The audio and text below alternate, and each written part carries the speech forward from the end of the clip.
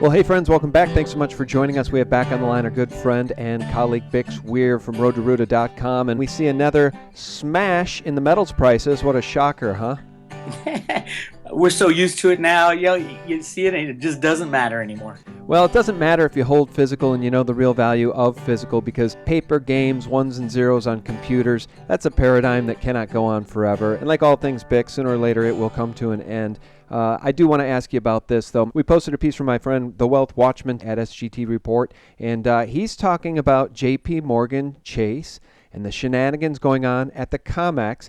And he writes, in fact, our buddies at J.P. Morgan not only see value in silver here, but they're currently standing for delivery in their own house account in such strong numbers that it commands our attention. Here's a breakdown. April 7th, 1.1 million ounces. April 8th, 1.28 million ounces. April 9th, 893,000 ounces. You get the idea, Bix. What in the heck is going on at the Comex, and what is J.P. Morgan up to? Well, I believe they understand what's going on, the difference between the paper, silver, and the real physical stuff. Ted Butler's been all over them for about a year now, showing how they're still short on the Comex, but they are massively long on physical silver. His analysis comes out to about 350 million ounces of physical that they've taken delivery of. I believe it's in the last year, and it all fits with what they know about what's like coming down the pike for silver and the price of silver and the difference between Comex silver, which is paper, not even paper promises, it's just electronic blips, and the real physical thing in your possession. So it's really interesting, and don't forget that they are the custodian of the SLV silver. It might also be that they've been ponying up false numbers in SLV and are having to load up the coffers because something very big is coming down the line. So everybody's got their eye on J.P. Morgan. It's extremely interesting. Yeah, and the Wealth Watchman notes that J.P. Morgan has added 8.3 million ounces of additional silver to their hoard in just the past 2 weeks alone. And he, like you, cites Ted Butler's work as really keeping on top of what J.P. Morgan is up to. Because you know what? The Comex numbers alone don't tell the real story, do they, Bix? No. And J.P. Morgan is a branch of the U.S. government, so it all makes sense. And don't forget the two largest silver hoards that we know of before were Warren Buffett's 130 million ounces at the end of the 90s, and which he basically gave up to the bad guys, and the Hunt brothers, who had it was estimated, I think it's 110 million ounces back in what was that, the 1980s. So yeah, if J.P. Morgan has 350 million ounces that Ted Butler thinks they do have, that would be extremely interesting as far as what the CFTC is going to do about that. Well, as you know, Bix, there's been a lot of talk, us included, about the coming collapse. When will it happen? Will it happen in 2015? Can they string this thing together, into 2016, 2017? At what point will we see the collapse? At what point will we see hyperinflation of the dollar? What do you make of the September Shemitah and Christine Lagarde's speech about the magic number 7? Now I'm going to test you numerology skills by asking you to think about the magic 7. It keeps coming up time and time again. I see people recalling her magic number 7 speech, and it was very esoteric. It was very occult in nature. And what do you make of the September Shemitah? Is that the time of the collapse? Could it be this fall?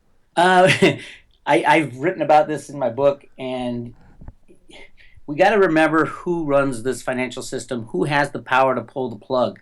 And it is these elite bankers such as Christine Lagarde, and obviously her speech about the magic number 7 was alluding to the Shemitah, but it was alluding to the 7-year cycle, and this coming 7-year cycle. This is in the Jewish faith, and really in many religions there's the 7-year or 7-day, the Sabbath, same type of thing. But this year, the Shemitah is the 7th 7-year cycle, so it's an even bigger one. And according to the powers that be in the Jewish religion, this is the year of jubilee, where all debts are forgiven. So when you look at the people who control the system, which are many of the people in charge, like the head of the CFTC, the head of the U.S. Treasury, the head of many banks, all seem to be Jewish and believe in it faithfully. They could very easily pull the plug right around that time of September of 2015, just to stay within their religious bounds. So, yeah, I think there's something to it. I don't even know if the system will hold together that long, but yeah, that's kind of the point to really look out for this coming September, and for other reasons. You know, what comes to mind, Bix, is the Georgia Guidestones and all the occult symbolism we see, really in Washington, D.C. I mean, look at the Pentagon itself. The building is an occult symbol. The Washington Monument, an occult symbol. The way the streets of Washington, D.C. are laid out are very much Freemasonically driven, influenced, and designed occult influences. Bix, I just released an interview on Monday with Dane Wigington from geoengineeringwatch.com, and Dane could not be more concerned about the state of the environment, the use of HARP and chemtrails to really degrade the environment, all in the name of stopping global warming. He and I have both concluded together throughout the course of that interview that this is a depopulation plan. It's a genocide in progress. We see what's going on in California with the drought, which again appears to be engineered in many ways. And it brings me back to the Georgia Guidestones. And it brings me back to Christine Lagarde's magic number 7. These people believe in the occult. They believe in these rituals. And I think at the highest levels, Bix, the powers that be want to depopulate the planet. And the Georgia Guidestones say it. They want to keep humanity in perpetual balance with nature, with a total population on the planet of 500 million people. That means 7-8 billion of us need to die, Bix. What is your take on geoengineering? What is your take on chemtrails? What is your take on this depopulation of the planet that I think is underway? And I guess you couldn't be a better person to ask because you live out there in California, don't you? Yes, I do. And truthfully, when we go down this path, back in the late 90s when I got into all this stuff, it was all about the fundamentals of the market, the supply and demand of gold and silver, things like that. And the more you do research, the more it opens your eyes to these other really bizarre conspiracies that at first you just blow off and say, "Oh, no, that's crazy. What are you talking about? That's conspiracy theory." But the more you get into it and the more you understand it and the more information that becomes available, you see that most of these things are true. And that's the crazy, scary thing about it. My take is on all that stuff. There was a plan. There was a long-term plan to get rid of a lot of the population, take over, one world government, single currency. All that stuff is true. And although there's a lot of fear porn out there about it, there's a lot of fact behind it as well. I do believe, and I have talked about this for a long time, that there are what I call the good guys, who are trying their best to stop this plan of depopulation and all that. They've come a long way, and I am of the opinion that this is all going to come down to the crash of the banking system, because these bad people who are trying to implement all this stuff, the only way they get power is through the control and use of unbacked fiat money, and that is where their power lies. You take that away, and they're basically sitting naked because they don't have the money and the resources to get their henchmen and the militaries of the world to fight for them. You take that money away, and it gets down to what is right and what is wrong, I believe, and that's part of this crash. And there are so many secrets that need to be revealed. I talk a lot about it, amazingly, in my book. I talk a lot about gold and silver and the manipulation, but I also get into other things, some of these secret conspiracies that I've done a lot of work on, and in studying it and just getting to understand it. And I know many of your listeners have as well. And I think there is a great fight going on between the good guys and the bad guys. I have faith that the good guys will win, and I believe it will all come down to being forced into changing things.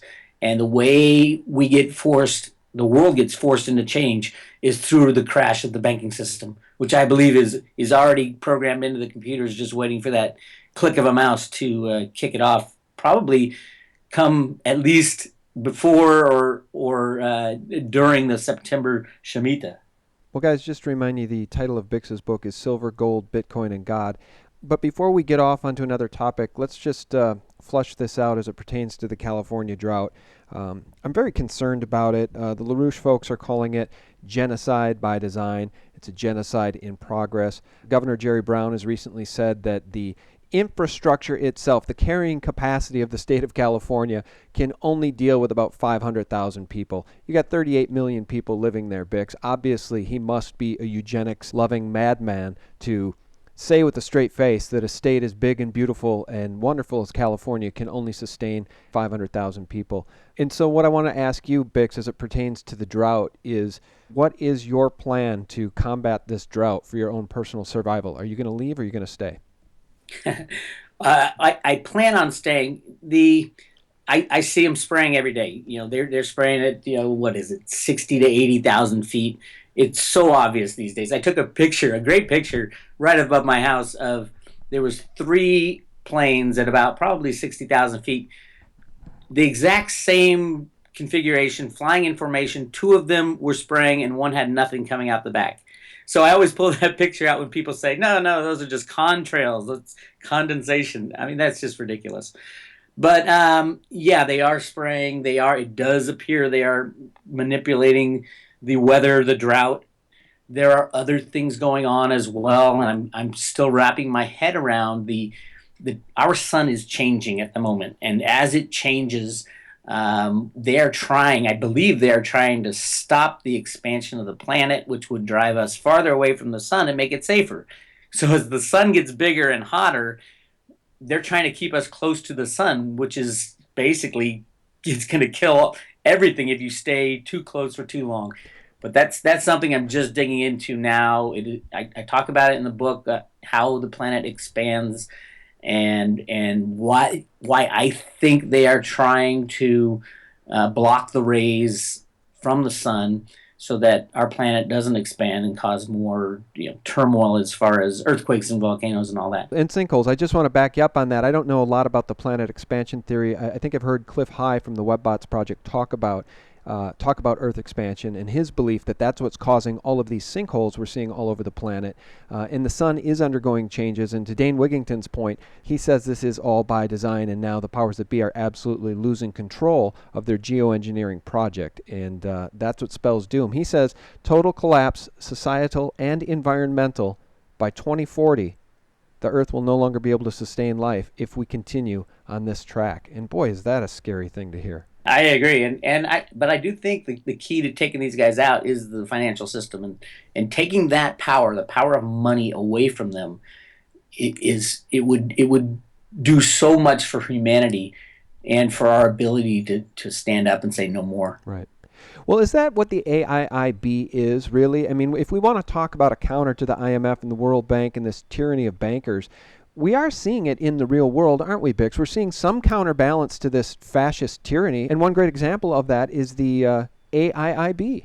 Yes, but my theory on this is that the AIIB won't survive a global monetary meltdown either. So it's kind of, the United States, the largest debtor nation in the world, really does hold all the cards. We can click a mouse and destroy the system, and it destroys all systems and all monetary systems, and we can go back to, my original road to Ruta theory: crash the system, bring all our troops home, guard our borders, restart manufacturing, and move on without these psychopaths controlling our lives. Yeah, careful, Bix. You're sounding a lot like Ron Paul, and we know how extreme he is, according to Fox News. I miss Ron. We got the mini Ron coming, Rand, and Rand has had to kind of change or adapt his views for the Republican Party. Will he show his true colors when the crash hits? I think so. I hope so. He's a smart guy, but he does have to adapt his views to be accepted into the mainstream, and I think that was the plan when they finally kicked Ron out. Well, let me ask you this, Bix, since we're talking about societal collapse, environmental collapse, monetary collapse, what do you make of the Jade Helm 15 military exercises that are planned for mid-July? I think it's mid-July through September. Is that right? It's mid-July through the Shemitah, September 13th. Yeah, perfect. We've come full circle on our conversation. What do you make of Jade Helm 15? A lot of commentary out there about it being preparation for martial law and total collapse. Is there a rosier scenario, or do you agree? Again, it gets back to those two things that I've talked about for the last 15 years. Both parties, both the good guys and the bad guys, want the system to crash.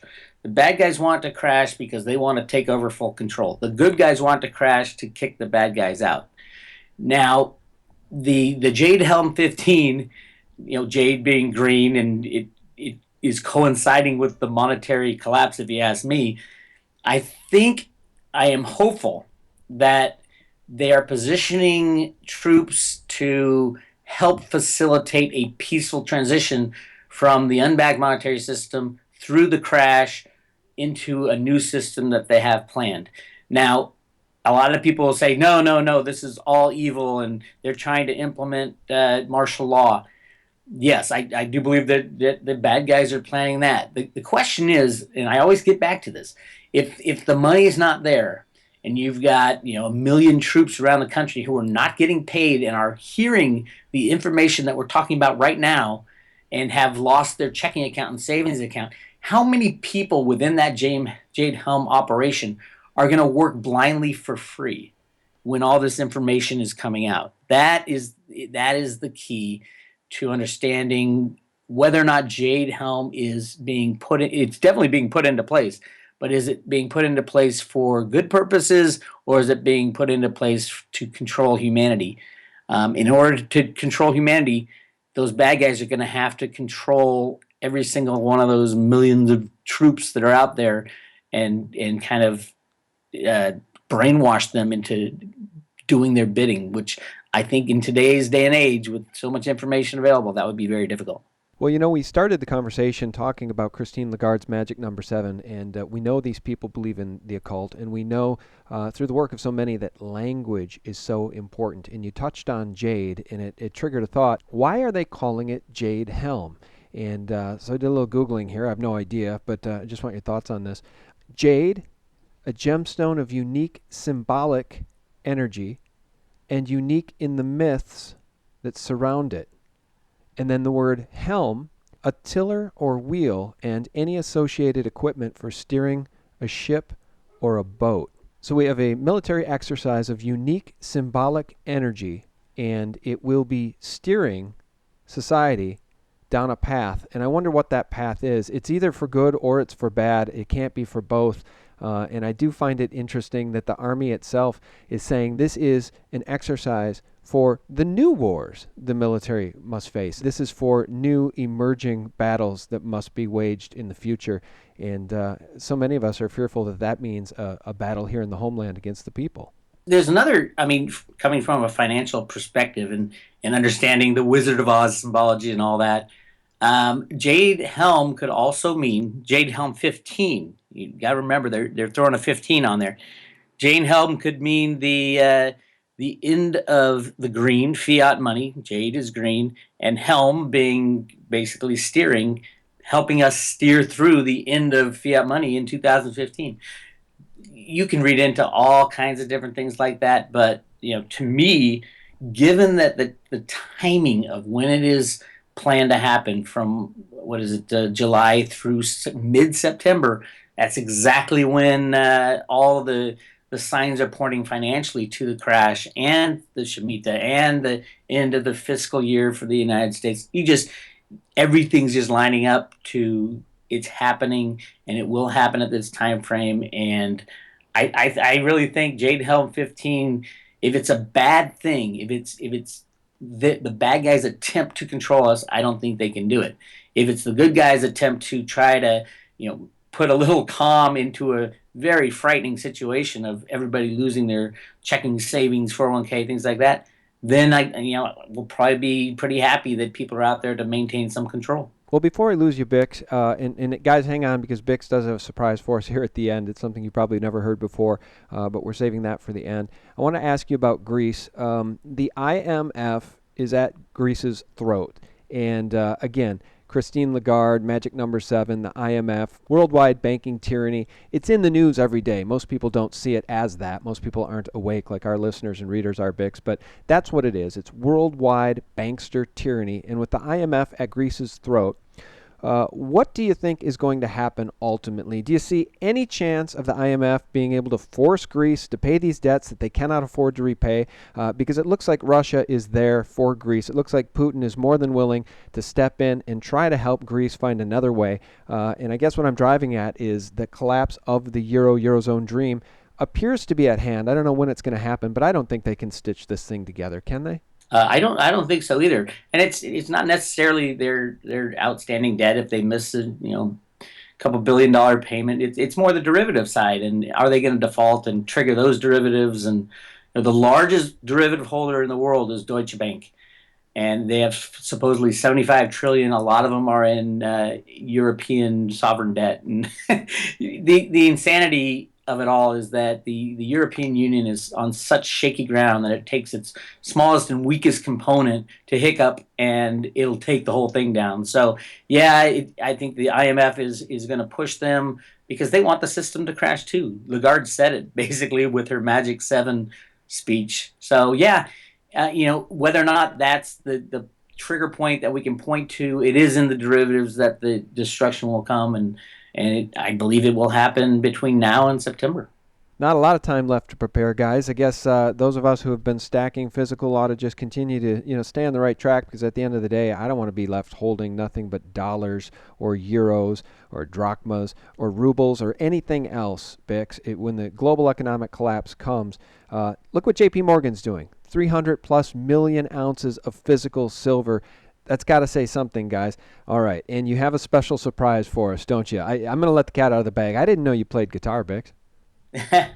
I do. And, back in 2008, we tried to take the bankers down. I think that was the whole philosophy behind the collapse. And people weren't ready yet. They weren't knowledgeable about banks or the fiat system or the Federal Reserve. And we didn't have a good protest song. That killed us.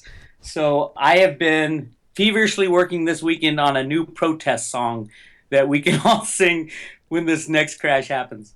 All right. Well, I thought I'd give you a little advanced peek at it. Yeah. What's it called? It's called Bye Bye Banker. All right. Whenever you're ready.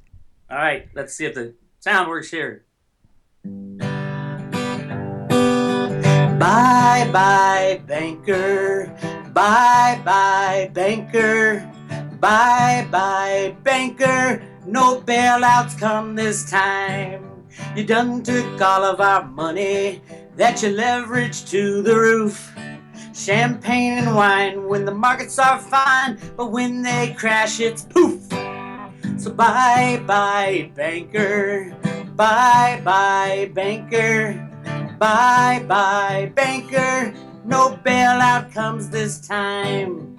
Pay me back my money, no haircuts on my funds, 'cause if you steal my money from me, I'm gonna cut off both of your thumbs and sing bye bye banker, bye bye banker, bye bye banker, no bailout comes this time. And what about my retirement? You say the funds, they are so safe, but the FDIC had to bail your ass, and now you say let them eat cake. And rehypothecation is a very fancy term for taking what is mine, not yours. At the stake you'll burn when I sing bye bye banker, bye bye banker, bye bye banker, no bailout comes this time. Yeah. Well done, Bix. Ladies and gentlemen, the one and only Bix Weir, a very unique and powerful voice in the truth movement. Bix, thanks so much. Thank you, Sean. Check out his work at roadtoruta.com. And guys, thank you so much for tuning in. Thanks for all your support at sgtreport.com. Have a great week. That was great. Thanks. Hey, thank you. It was a good time. Bye-bye. All right, bye.